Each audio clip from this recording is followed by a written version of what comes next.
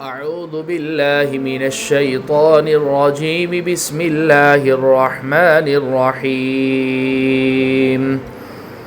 واضرب لهم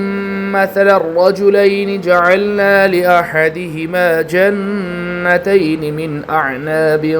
وحففناهما بنخل وجعلنا بينهما زرعا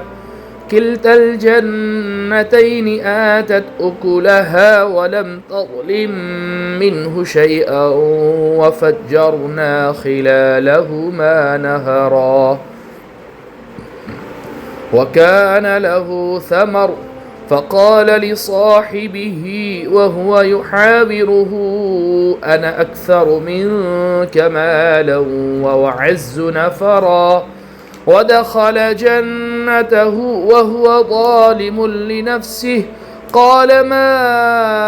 أظن أن تبيد هذه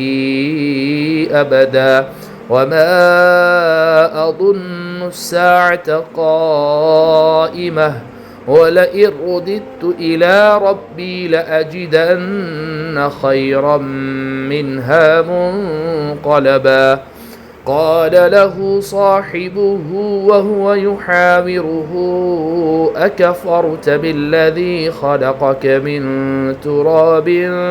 ثم من نطفة ثم سواك رجلا لكن هو الله ربي ولا أشرك بربي أحدا ولولا إذ دخلت جنتك قلت ما شاء الله لا قوة إلا بالله إن ترني أنا أقل منك مالا وولدا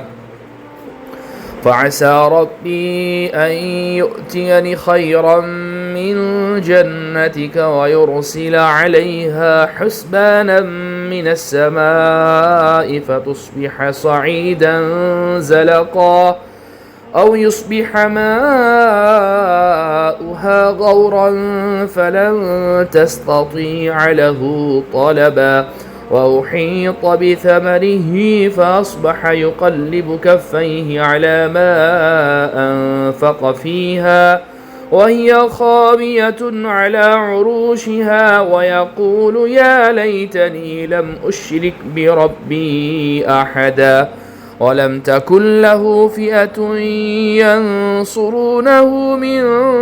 دون الله وما كان منتصرا هنالك الولاية لله الحق هو خير ثوابا وخير عقبا. میرا عزیزو پیارو بزرگو اللہ کے رسول پر ایمان رکھنے والے میرے دین عظیم بھائیو، یہ 13 آیتیں جن کی تلاوت ابھی آپ حضرات کے سامنے کی گئی،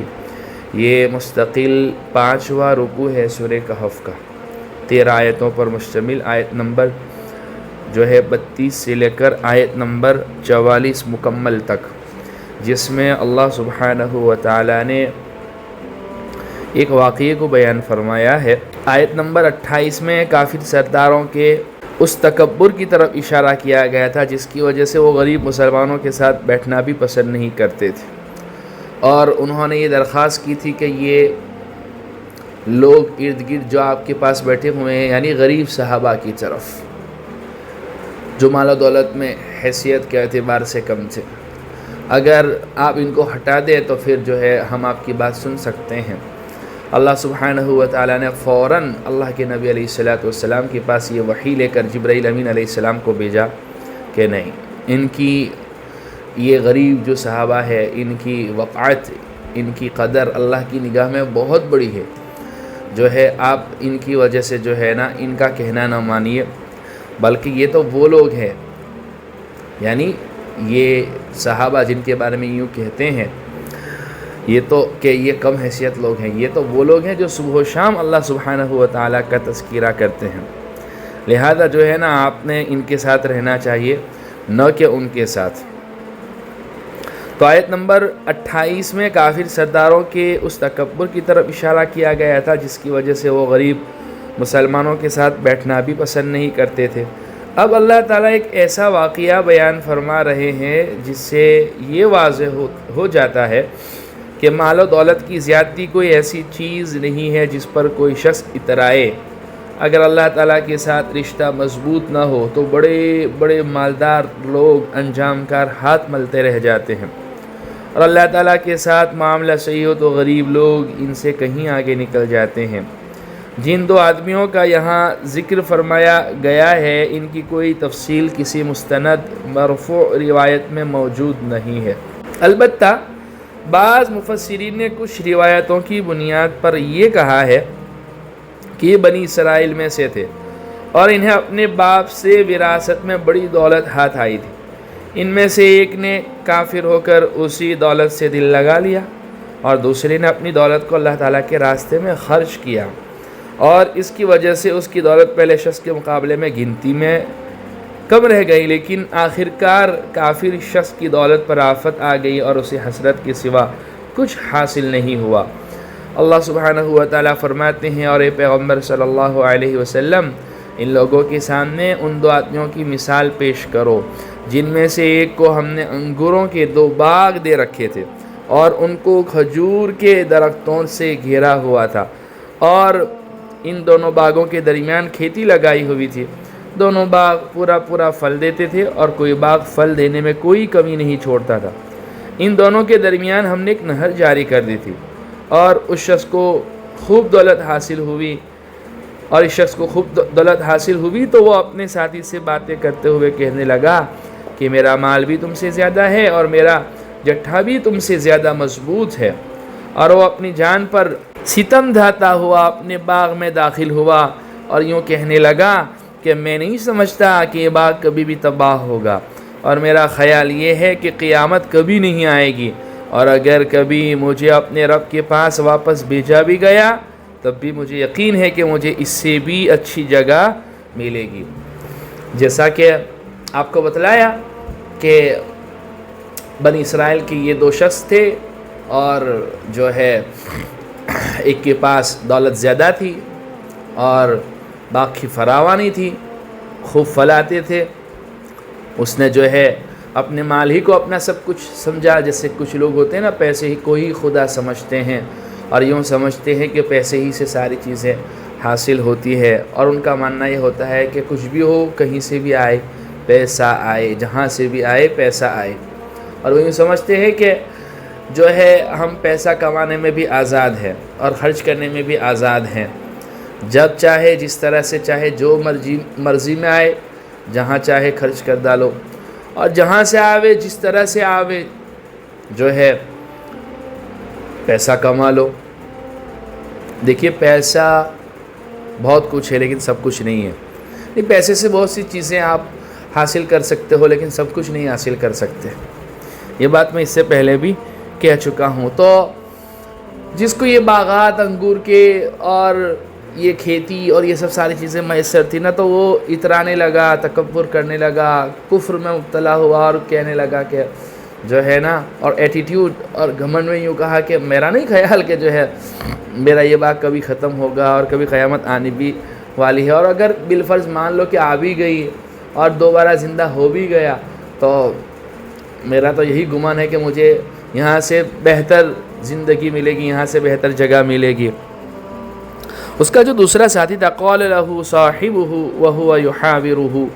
اکفرت بالذی خلقک من تراب ثم من نطفہ ثم سواک رجلا۔ کتنی پیاری باتیں جو ہے اس نے سمجھائی اپنے ساتھی کو، اپنے بھائی کو۔ اس کے ساتھی نے اس سے باتیں کرتے ہوئے کہا، کیا تم اس ذات کے ساتھ کفر کا معاملہ کر رہے ہو جس نے تمہیں مٹی سے پھر نطفے سے پیدا کیا، پھر تمہیں ایک بھلا چنگا انسان بنا دیا، ایک بوند سے، ناپاک منی کے قطرے سے تمہیں اتنا خوبصورت بھلا چنگا انسان جس خدا نے بنا دیا، اس خدا کے سامنے اترا رہے ہو، تکبر کر رہے ہو اور ایٹیٹیوڈ دکھا رہے ہو۔ لکنہ اللہ ربی ولا اشرک بربی احدا۔ دیکھیے جہاں تک میرا تعلق ہے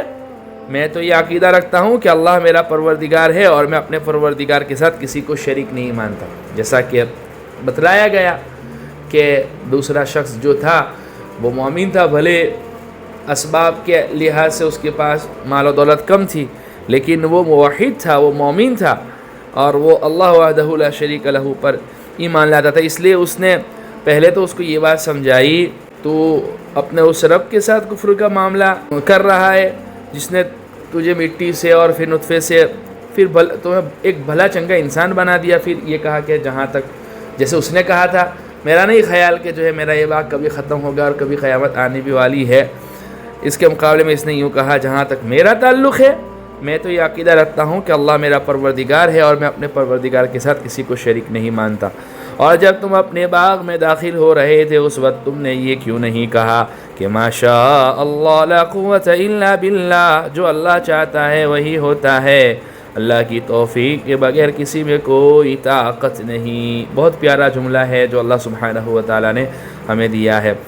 اگر تمہیں یہ نظر آ رہا ہے کہ میری دولت اور اولاد تم سے کم ہے تو میرے رب سے کچھ بعید نہیں کہ وہ مجھے تمہارے باغ سے بہتر چیز عطا فرما دے اور تمہارے اس باغ پر کوئی آسمانی آفت بھیج دے، چونکہ اس نے یہ بھی کہا تھا نا، میں تم سے مال اولاد میں بھی زیادہ ہوں اور جٹھا بھی میرا زیادہ ہے، میرے پاس مال و دولت بھی تم سے زیادہ ہے۔ تو اس کا جواب دیتے ہوئے انہوں نے کہا، اور جب تم اپنے باغ میں داخل ہو رہے تھے اس وقت تم نے یہ کیوں نہیں کہا کہ ماشاء اللہ لا قوت الا باللہ، یعنی جو اللہ چاہتا ہے وہی ہوتا ہے، اللہ کی توفیق کے بغیر کسی میں کوئی طاقت نہیں۔ اگر تمہیں یہ نظر آ رہا ہے کہ میری دولت اور اولاد تم سے کم ہے تو میرے رب سے کچھ بعید نہیں، فَعَسَىٰ رَبِّي أَن يُؤْتِيَنِ خَيْرًا مِّن جَنَّتِكَ وَيُرْسِلَ عَلَيْهَا حُسْبَانًا مِّنَ السَّمَاءِ فَتُصْبِحَ صَعِيدًا زَلَقًا، تو میرے رب سے کچھ بعید نہیں کہ وہ مجھے تمہارے باغ سے بہتر چیز عطا فرما دے اور تمہارے اس باغ پر کوئی آسمانی آفت بھیج دے جس سے وہ چکنی میدان میں تبدیل ہو کر رہ جائے یا اس کا پانی زمین میں اتر جائے، پھر تم اسے تلاش بھی نہ کر سکو۔ اور پھر یہی ہوا کہ اس کی ساری دولت عذاب کے گھیرے میں آ گئی، اور صبح ہوئی تو اس حالت میں کہ اس نے باغ پر جو کچھ خرچ کیا تھا وہ اس پر ہاتھ ملتا رہ گیا، جبکہ اس کا باغ اپنی ٹٹیوں پر گرا پڑا تھا، اور وہ کہہ رہا تھا کہ کاش میں نے اپنے رب کے ساتھ کسی کو شریک نہ مانا ہوتا، اور اسے کوئی ایسا جتھا میسر نہ آیا، ایسا کوئی جتھا میسر نہ آیا جو اللہ کو چھوڑ کر اس کی مدد کرتا، اور نہ وہ خود اس قابل تھا کہ اپنا دفاع کر سکے۔ هُنَالِكَ الْوَلَایَةُ لِلَّهِ الْحَقُّ هُوَ خَيْرٌ ثَوَابًا وَخَيْرٌ عُقْبًا، ایسے موقع پر آدمی کو پتہ چلتا ہے کہ مدد کا سارا اختیار سچے اللہ کو حاصل ہے، وہی ہے جو بہتر ثواب دیتا اور بہتر انجام دکھاتا ہے۔ اس لیے جو ہے پیسے کو خدا نہیں سمجھ لینا چاہیے، پیسے ہی کو سب کچھ نہیں سمجھ لینا چاہیے۔ اللہ سبحانہ و تعالی اگر راضی ہے، بھلے اسباب کے لحاظ سے آپ کے پاس مال کم ہے، اولاد کم ہے اور دنیاوی نعمتیں کم ہے، لیکن اللہ راضی ہے، اللہ کی قسم جو ہے آپ کامیاب ہیں، اور جو ہے پھر آپ کو کسی اور کی ساتھ کی کیا ضرورت ہے، لیکن اسباب کے رہتے ہوئے آپ کے پاس ساری چیزیں موجود ہیں لیکن اللہ ناراض ہے، سب زیرو ہے، سب زیرو ہے، سب زیرو ہے۔ یہاں ہم اپنے رب کو راضی کرنے کے لیے آئے ہوئے ہیں میرا عزیزو۔ اس لیے دولت کا کسی کے پاس زیادہ ہو جانا اللہ کی رضامندی کی علامت نہیں ہے۔ جگہ جگہ اللہ نے اس مضمون کو بیان فرمائے۔ رسول اللہ کے پاس کون سی دولت تھی، کتنی دولت تھی، کتنے انبیاء علیہ السلام ایسے گزرے جن کے پاس مال و دولت زیادہ تھی، کتنے صحابہ مالدار تھے، بتلائیں تو صحیح۔ اشد الناس بلاء الانبیاء ثم الامثل فالامثل، زیادہ تکلیفیں، مصائب، مصیبتوں کا سامنا انبیاء علیہ السلام نے کیا نا، حالات تو ان کے اوپر ہی آئے، پھر جو جتنا ان سے زیادہ قریب ہوتا چلا جائے گا ان کے اوپر حالات آئیں گے۔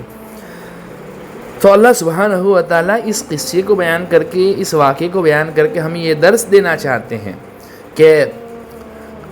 بھلے اسباب کے اعتبار سے تمہارے پاس کم مسائل ہیں، لیکن اگر تم نے مجھے راضی کیا ہوا ہے تو پھر تمہیں گھبرانے کی ضرورت نہیں، اور اگر تمہارے پاس سب کچھ ہے وہ بھی میرا ہی دیا ہوا ہے، لیکن اگر تم تکبر میں مبتلا ہوتے ہو اور اللہ ہی کے ساتھ کفر کا معاملہ اختیار کرنے لگتے ہو، اللہ کے وجود کا ہی انکار کرنے لگتے ہو، اور یوں کہتے ہو کہ نہیں آخرت کی زندگی کوئی نہیں ہے، میرا نہیں خیال کہ قیامت آئے گی اور یہ میری دولت میرے پاس ہمیشہ رہے گی، اور تم تکبر میں، ایٹیٹیوڈ میں، غرور میں، گھمنڈ میں مبتلا ہو جاؤ،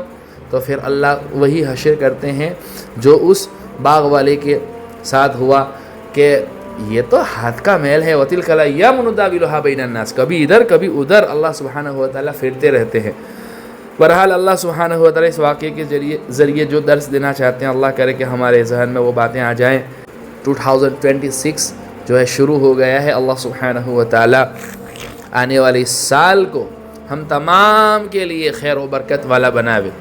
رشد و ہدایت والا بناوے، عافیت والا بناوے، اس سال کی شرور اور فتن سے ہماری حفاظت فرماوے، اور اللہ سبحانہ وتعالیٰ اس کی خیر و برکت ہمیں عطا فرماوے۔ اللہ سبحانہ وتعالیٰ جن کا جو کام ادھورا ہے اللہ سبحانہ وتعالیٰ عافیت کے ساتھ پورا فرما دے، تمام حاجت مندوں کی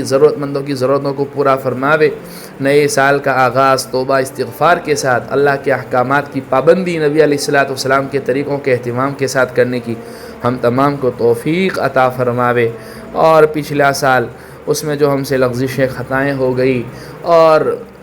جو گناہ ہم سے ہو گئے، چاہے آنکھ کے گناہ ہو، چاہے وہ کان کے گناہ ہو، چاہے وہ زبان کے گناہ ہو، چاہے وہ ہاتھ کے گناہ ہو، چاہے پاؤں کے ہو، چاہے دل و دماغ کے گناہ ہو، چاہے آنکھ کے گناہ ہو، اللہ ان تمام خطاؤں کو، لغزشوں کو معاف فرماوے، سچی پکی توبہ نصیب فرماوے، اور اللہ سبحانہ وتعالیٰ آپ اپنے احکام کے مطابق، اپنے نبی کے طریقوں کے مطابق زندگی گزار کر اپنے پاس آنے کی توفیق نصیب فرماوے، ہمارے اس مبارک سلسلے کو بھی قبول فرماوے، نجات بخشش کا ذریعہ بناوے۔ وآخر دعوانا الحمدللہ رب العالمین۔